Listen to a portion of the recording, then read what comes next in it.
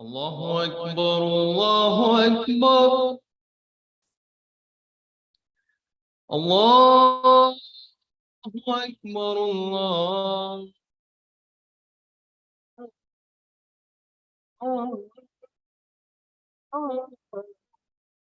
أكبر.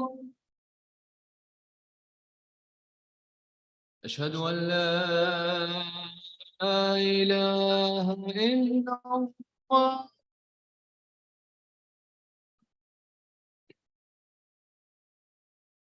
أشهد أن لا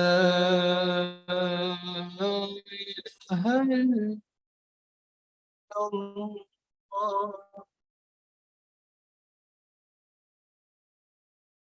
أشهد أن محمدا رسول الله.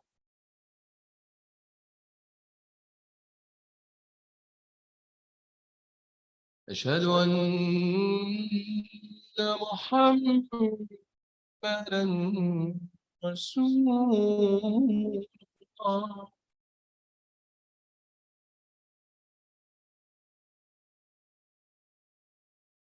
حي على الصلاة.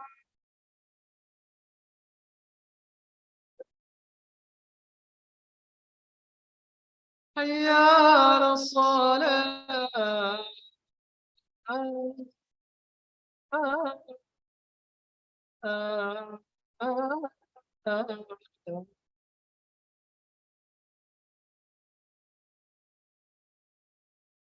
حي على الفلاح.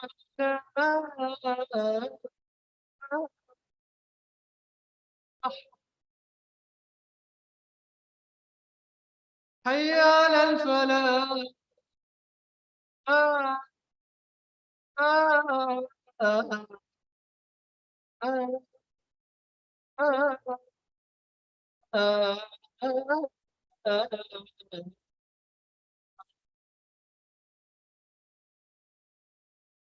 الله أكبر الله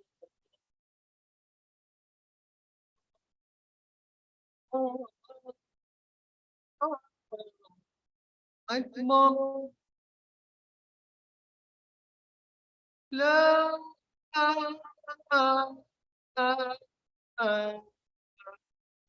إله إلا الله.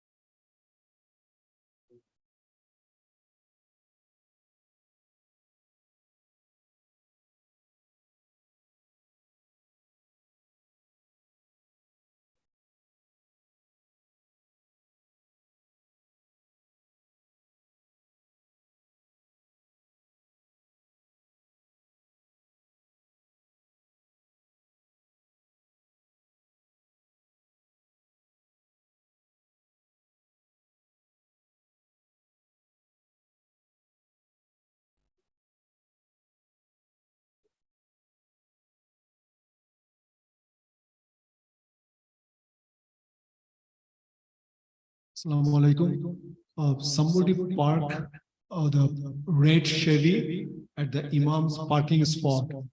So can you please remove that car and put it in, place it in another parking spot? There is a sign actually over there that this is a reserve for the Imam's car. So we should not park our car at the designated Imam's parking spot. The red Chevy car. Okay, good.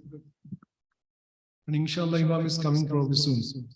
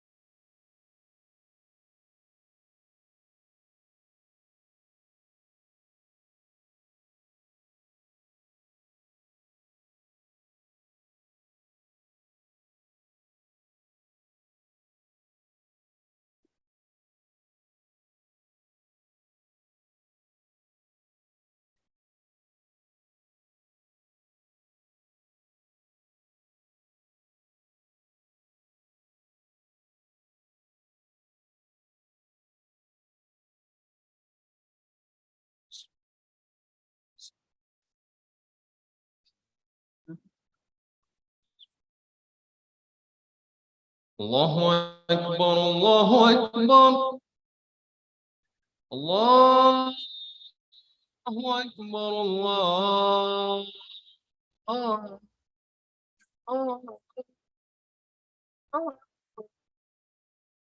أكبر أشهد أن لا إله إلا الله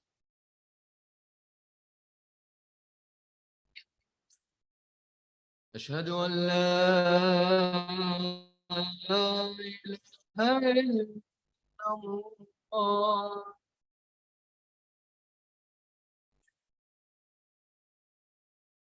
أشهد أن محمدا رسول الله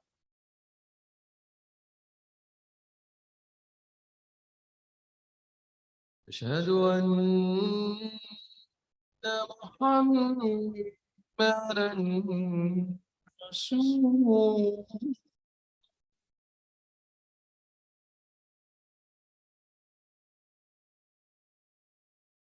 حي على الصلاة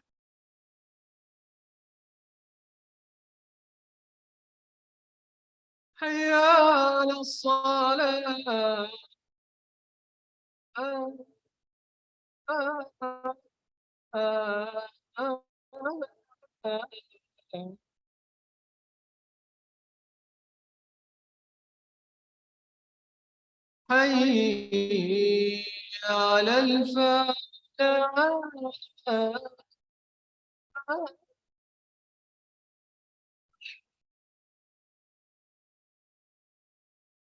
حي على الفلاح حي على الفلاح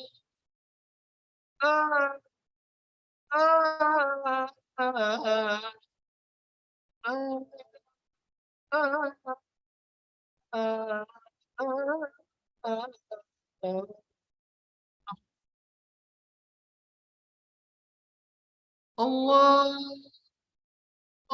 أكبر الله أكبر لا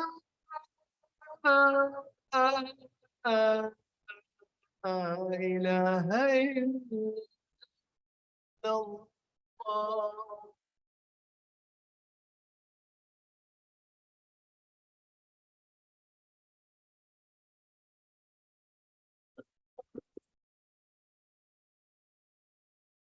الحمد لله نحمده ونستعينه ونستغفره ونؤمن به ونتوكل عليه ونعوذ بالله من شرور أنفسنا ومن سيئات أعمالنا من يهده الله فلا مضل له ومن يضلله فلا هادي له ونشهد أن لا إله إلا الله وحده لا شريك له ونشهد أن سيدنا ومولانا محمدا عبده ورسوله أما بعد فقد قال جل وعلا في القرآن المجيد أعوذ بالله من الشيطان الرجيم بسم الله الرحمن الرحيم وأتموا الحج والعمرة لله وقال تعالى الحج أشهر معلومات فمن فرض فيهن الحج فلا رفث ولا فسوق ولا جدال في الحج وما تفعلوا من خير يعلمه الله وتزودوا فإن خير الزاد التقوى واتقون يا أولي الألباب وقال تعالى والفجر وليال عشر والشفع والوتر والليل إذا يسر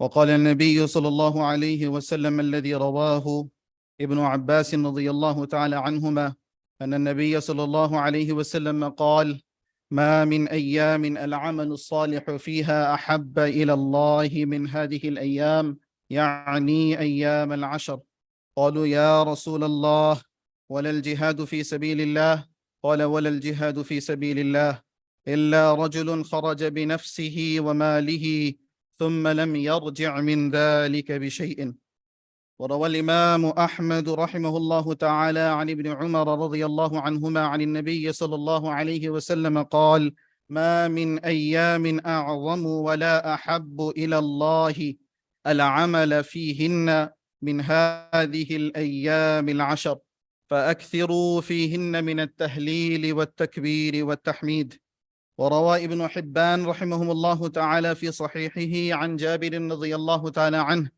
أن النبي صلى الله عليه وسلم قال أفضل الأيام يوم عرفة بارك الله لنا ولكم في القرآن المجيد ونفعنا وإياكم بالآي والذكر الحكيم. Respected brothers and elders, the honorable people and the chosen one already started to depart to take part in the sacred journey of Hajj. There are people who already departed. There are people who will probably depart and leave in a day or two. A pillar of Islam known as Hajj, which will start in a few days. So I would like to remind myself and everyone about this ibadah, and also the objective behind why Allah subhanahu wa ta'ala has made it obligatory upon every single Muslim who have the financial capability to perform this act once in a lifetime. Hajj is a pillar of Islam. As it comes in the hadith, the famous hadith, Buni al-Islamu ala khamsin, that Islam has 5 foundations, and one of those 5 is Hajj. It's an ibadah that is compulsory upon every single Muslim who can afford going there, going to Mecca Mukarramah for that 5 days, and they can take care of their family in the meantime while they are there. Financially, a person has that means to take part in this journey. So it's not compulsory upon everyone. And the idea behind why Hajj is compulsory, why Allah Ta'ala introduced this as a pillar to us, ulama mentioned 2 objectives. There are 2 main objectives why Hajj is compulsory, why Allah Ta'ala made it compulsory. Number 1, the days of Hajj are the days that remind us to relive and to commemorate a sacrifice that one of the greatest prophets of Allah subhanahu wa ta'ala, Ibrahim alayhi salatu wasalam, gave during his time. And what is that sacrifice? He was shown a dream to sacrifice his son. So he took some time to interpret that dream.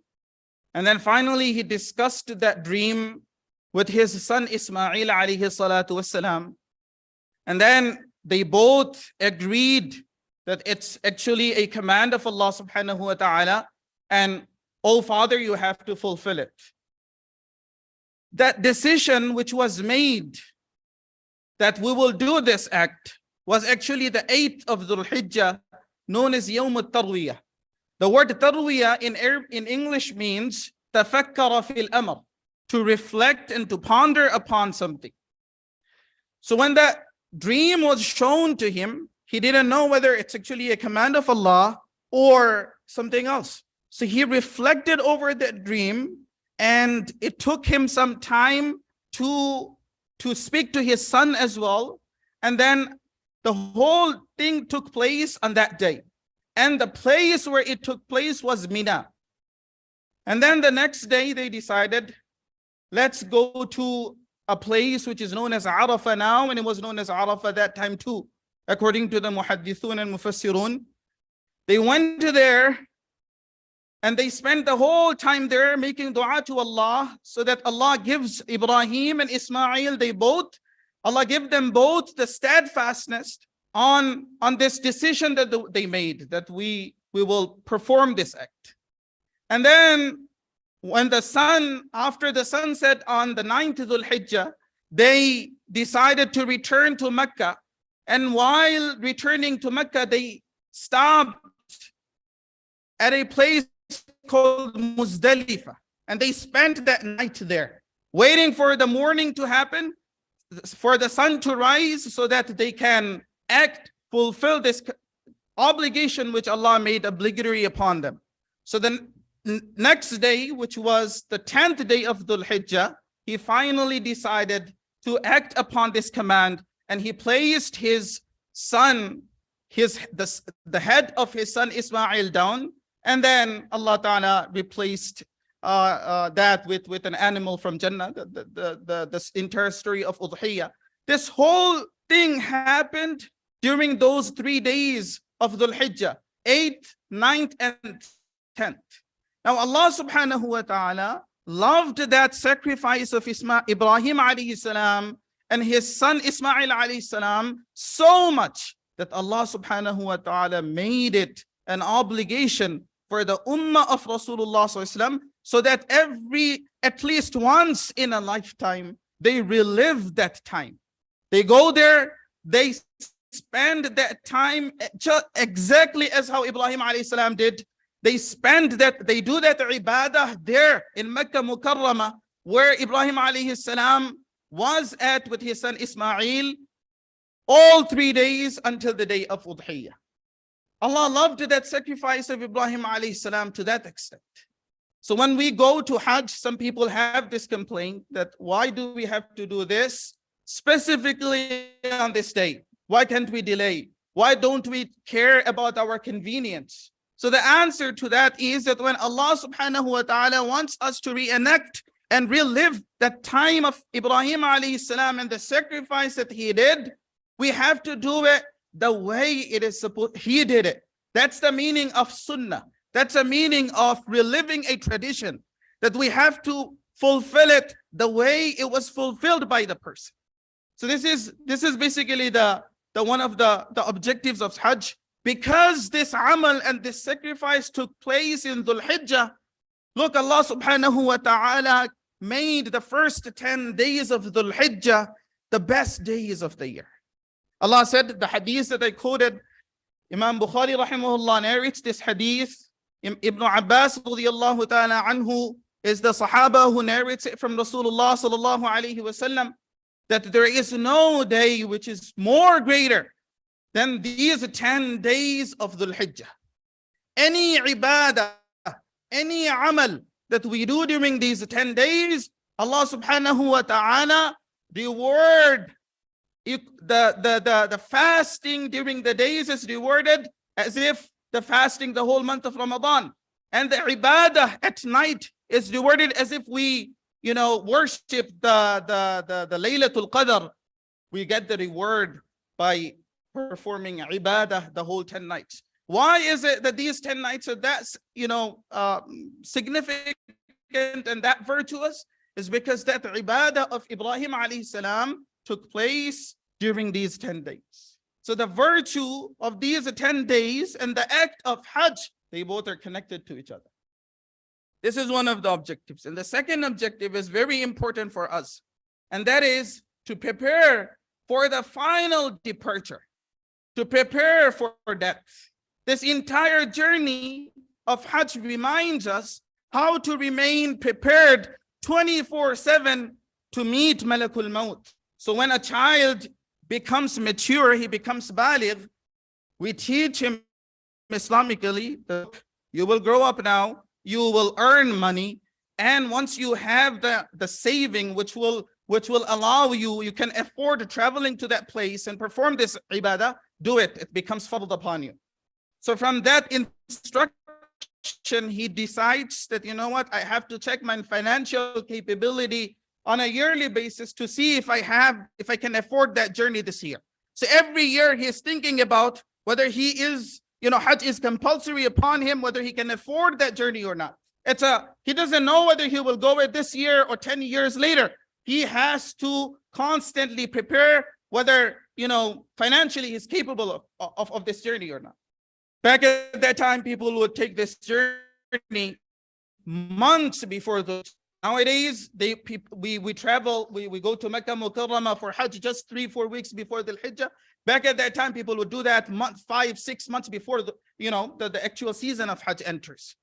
So 6 months before the actual act, you're bidding farewell to your family members, your workplace, your school, and all types of associations you have. You are saying goodbye to them. Why? Because you are going to perform Hajj. This is exactly what happens when we say, we don't actually, say goodbye, but when we die and meet Malakul Maut, we permanently detach ourselves from all types of associations that we have in the dunya. There is no say. So when the Hajj becomes compulsory upon us, although the ulama discussed that you don't have to do it exactly that year, but what is recommended is that the moment you know that you can afford the journey, you should start making the decision. You should go for that Hajj. This is fard. When you go there, you only do what Allah commanded you to do. You don't do anything from your own self. You put on 2 pieces of white cloth known as ihram. You enter a state known as ihram. You can't do certain acts. You can do, some, but you can't do most of the things that you do regularly. You have no say that I can't do that. Okay, let me pick this and let me pick, let's not do the other one. You do everything that Allah subhanahu wa ta'ala wants you to do. And you do it at that time when He wants you to do. This reminds us that when we die, this will actually happen exactly like Hajj happens. Malakul Maut will come exactly when Allah commanded him to come. And He will not give us a single moment to live, more or less.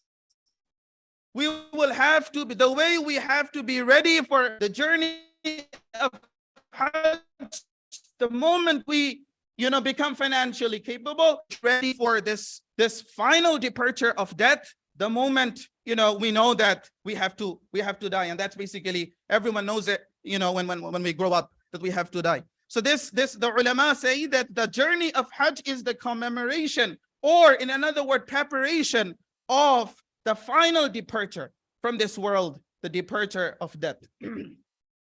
And that is why, brothers and sisters, we know some of us probably, or most of us, will not go for Hajj this year. I don't know the financial capacity of everyone, but if you have the means to go to Hajj, you had the means of go to Hajj this year, but you delayed it for some reason. This was not a good thing to do. You know your condition. If you are financially capable of going to Hajj, please do it as soon as possible. It's a compulsory act in our deen, and we have to do it.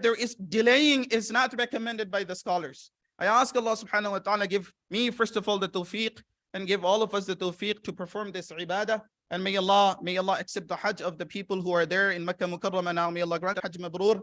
May Allah accept everything that they are doing. May Allah accept their du'as, and may Allah include us in their du'as as well. Ameen. أقول قولي هذا وأستغفر الله لي ولكم من لسائر المسلمين فاستغفروه إنه هو.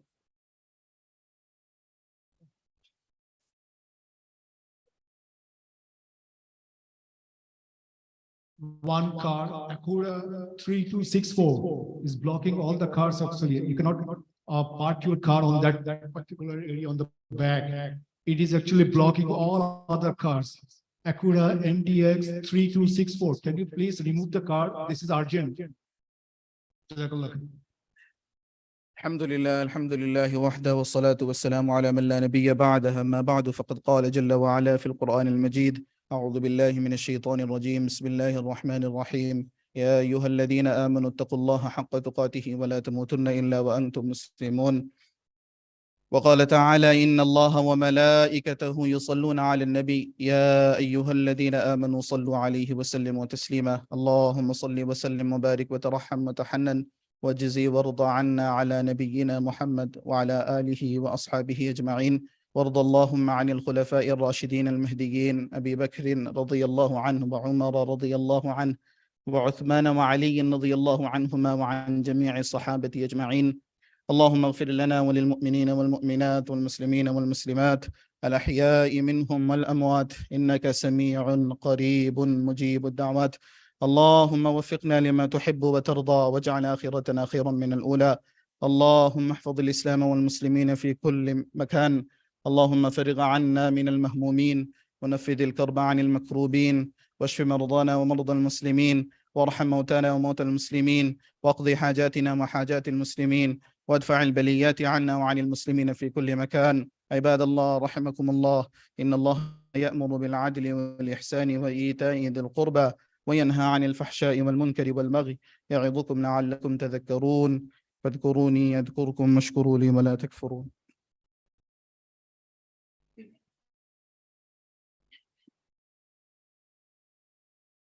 الله أكبر الله أكبر الله أكبر الله أكبر. أشهد أن لا إله إلا الله، أشهد أن محمدا رسول الله. حي على الصلاة حي على الصلاة، حي على الفلاح حي على الفلاح. قد قامت الصلاة قد قامت الصلاة. الله أكبر الله أكبر، لا إله إلا الله. لا إله إلا الله. Straight in the صفوف. الله أكبر.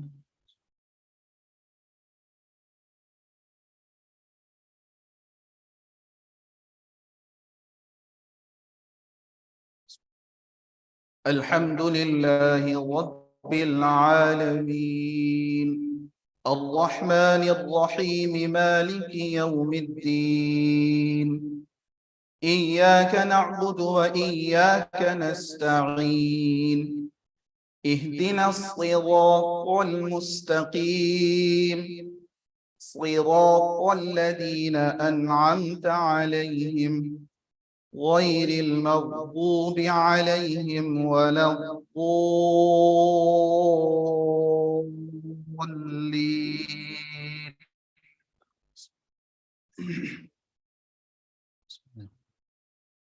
سبح اسم ربك الأعلى الذي خلق فسوى والذي قدر فهدى والذي أخرج المرعى فجعله غثاء أحوى سنقرئك فلا تنسى إلا ما شاء الله إنه يعلم الجهر وما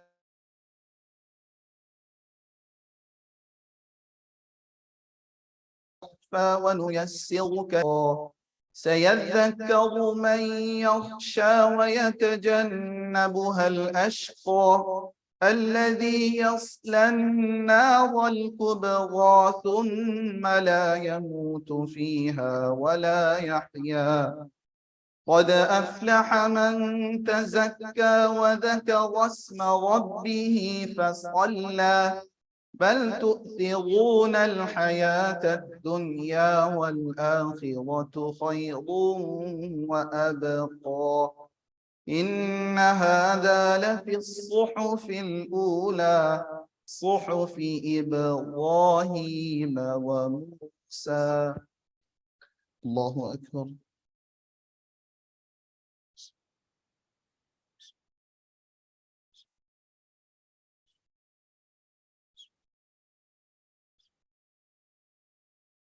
سمع الله لمن حمده.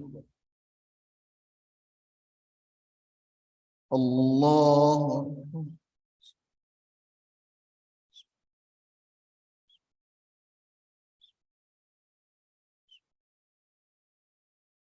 الله أكبر.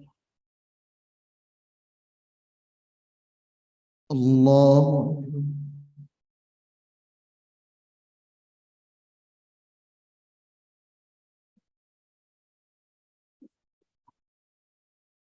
الله أكبر. الحمد لله رب العالمين الرحمن الرحيم مالك يوم الدين إياك نعبد وإياك نستعين اهدنا الصراط المستقيم صراط الذين أنعمت عليهم غير المغضوب عليهم ولا الضالين.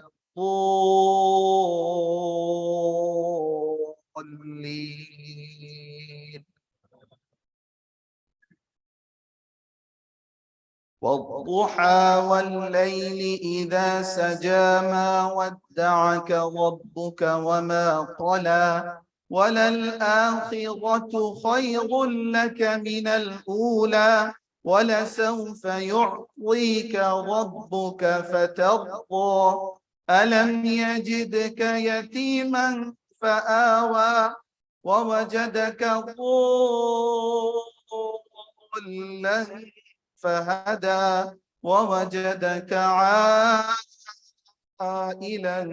فأغنى فأما اليتيم فلا تقهر وأما السائل فلا تنهر وأما بنعمة ربك فحدث. الله أكبر.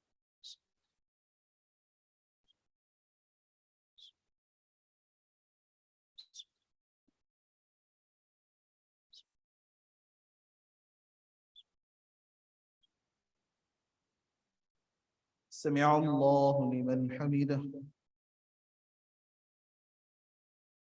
الله أكبر.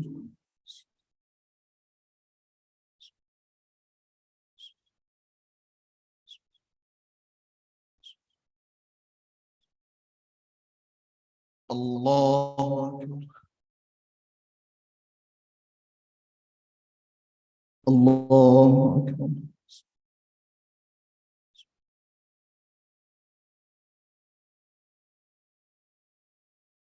الله أكبر.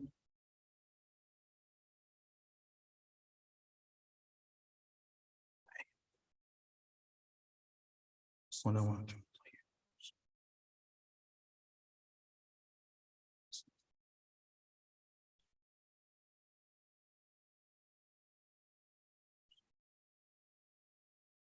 اللهم صل على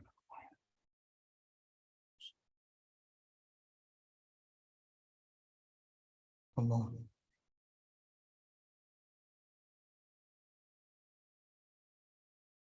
الله.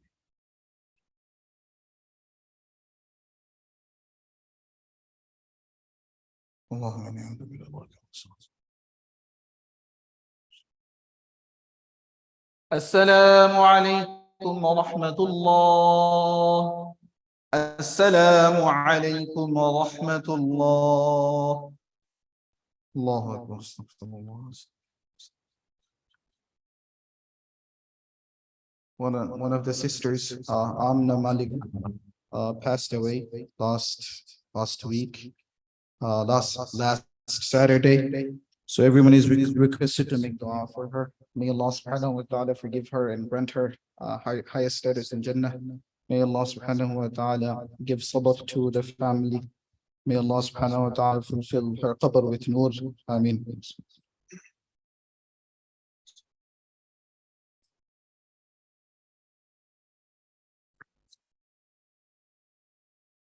Assalamu alaikum, brothers and sisters. Inshallah, on Wednesday, we will have the Eid al-Adha. We have organized 3 Jama here at 7:30, 9, and 10:30.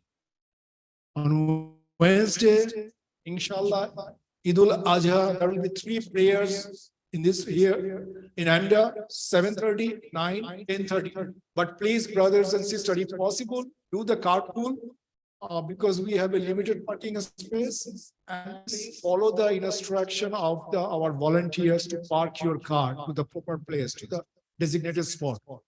And we have probably arranged the parking during the Ramadan, you know that on the back and the downstairs. So you can also park your cars over there, but follow the instruction of our volunteers. And do not block that. Do not block the path that goes beside the downstairs to the parking spot near to senior. Do not park the senior parking